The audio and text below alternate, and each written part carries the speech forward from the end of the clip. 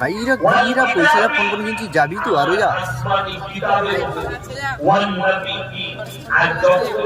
পয়গম্বর রাসূল পাঠিয়েছে এই পাঁচটা জিনিসের উপরে বিশ্বাস আনার নাম হচ্ছে ঈমান। ধরে বলুন সুবহানাল্লাহ। সবাই একদম ধরে বলুন ইনশাআল্লাহ। এই জায়গায় শুনবেন আমার মুসলমান ভাই, আপনি নিজেকে মুমিন বলে দাবি করছেন, আপনি মুমিনের